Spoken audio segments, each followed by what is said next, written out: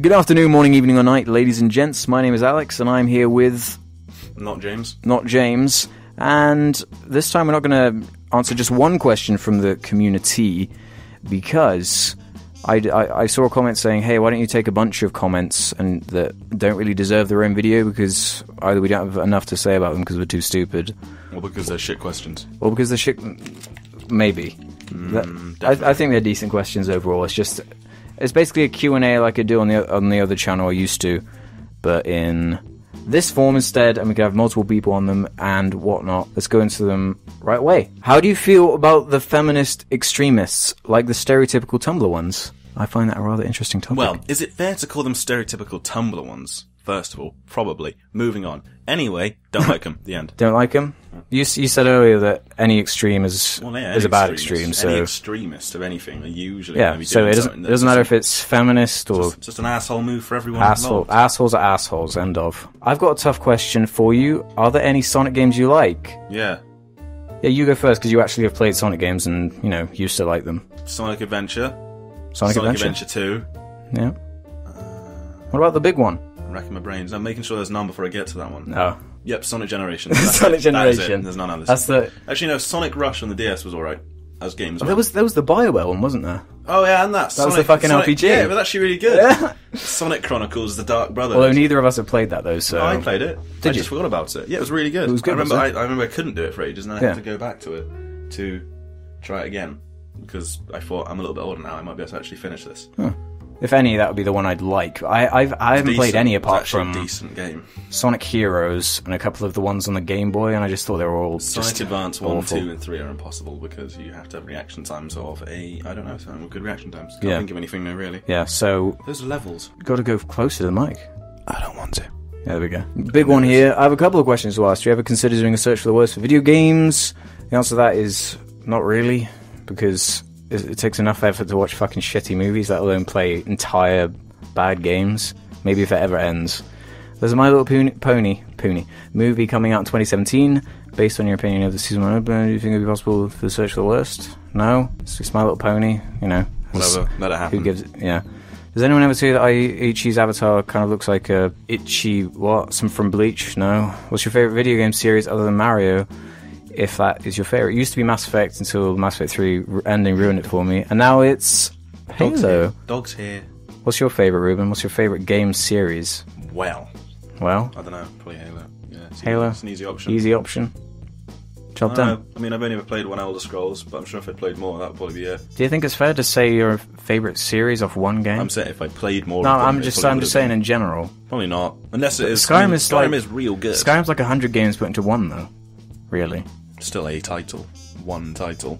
Yeah. One disc. Yeah. It doesn't need to be a series, though, to be a favourite. I suppose you did say game series, so... Yeah, fuck you.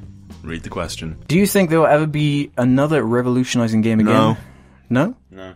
Why not? I think it will come down to some bizarre indie game that probably does it, but I don't think it will be any AAA space thing, because it's becoming so much more expensive to make AAA games, and they've put so much money into it, so they need to play it safe, no matter what it is, whether it's your CODs, Assassin's Creed, they're always so derivative, like, it doesn't make a difference, really. It's never really that crazy. Unless it's Rockstar, really. And even then, they're still derivative of the previous ones. Well, I'm trying to think of any... The answer's revolutionising. Well, they already tried. They made Kinect. Look how that turned out. Kinect the Wii tried it. The Wii tried it as well. I mean, the Wii started Just motion controls in general. Yeah, I'm glad that is the answer. I'm glad that's gone.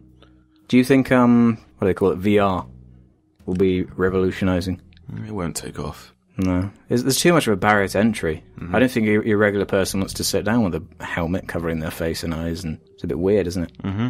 Bit of a scary idea. And then when you get killed, actually feel like you're dead for a moment. Maybe if they put like a rig on you, like in Dead Space, they went all down your back and electrified you if you got hurt and stuff. Hey, what's your opinion on the Zelda series? It's good.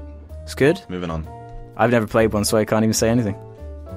That's blasphemous in itself, isn't it? When you played 4. And I played a total of... I played the original one on that weird device I had when I was a kid. You left on the radiator and melted? No, I just left it on all day by accident and it melted. It's straight up melted. What an abomination that thing was. Do you think online porn artists are a bad influence for aspiring artists or cartoonists? I thought this was a very odd question. If they can make money from doing it and just let them do it. I don't understand how it affects anything. That's like saying, do you think that porn actors somehow influence real actors? Real porn actors are real. They're real porn actors, but they're not. No, they're porn not actors are real actors. Yeah, they are. They're real porn actors, but you know what I mean. You have to act it's like the same that comparison. It's the same comparison there. Should realism be mandatory for video games? No, forbidden colour with your black and white John Marston. No, it shouldn't. No, it's quite a bizarre thing to say. So you want Mario to be like a real fat Italian plumber running around? No way, Jose. Or like or something else. You want Shovel Knight to be a real guy who jumps around trying to jump on people's heads with a shovel, but just impales the shovel crudely into their skulls, and then maybe slips down off the two bits of the shovel and cuts his Actually, legs I kind of want to play that game now. Like a GTA mod for you, a real Shovel Knight, just slicing people to pieces. You've always got to take it in that direction, haven't you? You've got to just do that and ruin it. What's the worst game you've ever played and why? What do you think? See, the thing is, I usually research games that I buy, so I never. It would be something from childhood, wouldn't it? Yeah. Or Advanced Warfare. Advanced Warfare. That's pretty terrible. But I mean, when you think in the grand scheme, yeah, it's not that. It's terrible. A competent game, yeah. Whether you actually like it or not. It's got to be like the Finding Nemo game on PS2, something weird like that. Shark Tale on PS2 was terrible. Shark Tale! But I think it would have to go to one of my Game Boy games that had like just Sonic Advance. I had Sonic Advance 2. Sonic Heroes, I played that. Sonic Advance 2 was impossible, that's why. It was so difficult. I feel like there's a big... I keep wanting to say games that I just didn't like, but it's not fair. Yeah, like Advanced Warfare. Yeah, so the answer, I'm going to have to go with just Finding Nemo. Or that Monsters, Inc. game that was on PS2 as well. I had that. Yeah, that wasn't that. It was nowhere near as bad as Finding Nemo. I reckon it was on the same page. I couldn't get past the Bruce level of Finding Nemo, so... I couldn't get That was tough. No, because the thing that annoyed me about the Monsters, Inc. game was that it was like, they claimed it was sort of a time with the movie or something. But then it wasn't. Nothing you were just at sort all. of running around. It was these like 4 maps that you just had to run around collecting collectibles. A snow place, like a city / it was like different areas you might go in a city, and one other. And they were just robots. You didn't even scare real children because that would be weird a bit for a kid's game. What was the other area? No, there were only 3, and there were 4 levels per 3. That sounds right. I remember yeah. between each. I remember the slide snow level. one. There was a weird level. You'd go down a slide and race Randall through the winds of change. What a shit game. But there'll be loads of. It was on PS1 as well. I had it on PS1. Alright. What are your thoughts on games being so easy now? They're not. Yeah, we sort of talked about it earlier. You're playing the wrong games. You're playing easy games. I mean, it's not hard to find games that are kind of a challenge. It's not like games are really, really hard. I get what he means, though. I get what he's insinuating with this. Because it's not... Like, death in games doesn't mean anything anymore. Dark Souls is one exception. That's what I was going to say, is that if you don't want to, go through snoop... But you can, most games have challenges now to finish them without dying, to add to that difficulty. Yeah. It's more just the idea that... Do Halo 2 on Legendary Solo with skulls on. I dare you. Yeah. I think what he means, though, is that, just default games... Are just targeted at being sort of passive. You go just through it in, respawning 5 hours, whatever. Death doesn't mean anything. That's what I like about Shadow of Mordor, is that they've turned the, passive nothingness of how easy games are into an actual gameplay element. Dying actually has some kind of... I remember playing Bioshock Infinite for the first time. I did it on, I just did it on easy difficulty, because I thought maybe normal will be just insanely hard, because some games have that. And I had a really bad time playing it because I found it so boring and disengaging. And then I got to the end and just didn't like the game because of how easy it was. Yeah. And then I played it again. I did really like it before anyone gets angry. I played it again on the hardest difficulty and really liked it. I see what he's on about, but I don't really see it as an issue at all. So no. And you create the challenge yourself. Exactly. Moving on. What do you make of game publisher Activision releasing a season pass for the upcoming game several months early before its release? I don't think this is just down to Activision. WB do it, everyone does it.